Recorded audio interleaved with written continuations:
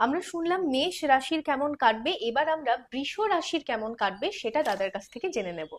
বৃষ রাশি হচ্ছে, বৃষ রাশির অধিপতিকে শুক্র। আগেরটা যেমন মঙ্গল ছিল মেষ রাশি, এবার হলো বৃষ রাশি।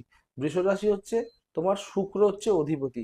এই বছরটা তোমাদের কিন্তু ব্যবসা এবং ইনকামের দিক থেকে একটা টার্নিং পয়েন্ট কিন্তু তোমাদের হতে চলেছে। খরচা কিন্তু তোমাদের বাড়তে পারে, খরচা বাড়তে পারে এই বছর। সম্পর্ক, সম্পর্ক যেগুলো বিভিন্ন, যে স্বামী স্ত্রীর সম্পর্ক বলো, পারিবারিক সম্পর্ক বলো, সেই সম্পর্কগুলোর দিকে তোমরা একটু খেয়াল রেখো। অযথা বিবাদের সম্পর্কগুলোর সঙ্গে জড়িয়ে পড়ো না।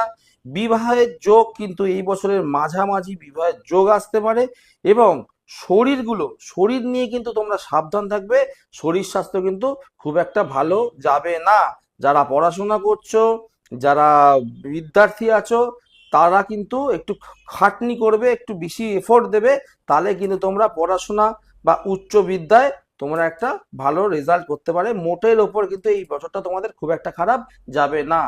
এইবার শুক্রের যে রাশি, শুক্র হচ্ছে আপনার, শুক্রের জন্য রত্ন কি নয়, এরকম ডায়মন্ড পড়বে। এরকম ডায়মন্ড পড়বে 400 থেকে 450 টাকা সেন্টার, অরিজিনাল ডায়মন্ড, যেটা 800 থেকে 1000 টাকা রতি আছে মার্কেটে, সেই ডায়মন্ড পড়বে।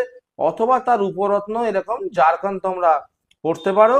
হ্যাঁ, এগুলোর দাম খুব কম, 300-500 টাকার মধ্যে তোমরা পেয়ে যাবে। এছাড়া তোমরা এরকম ওপাল পড়তে পারো, কোনোটা 300, কোনোটা 700, কোনোটা 150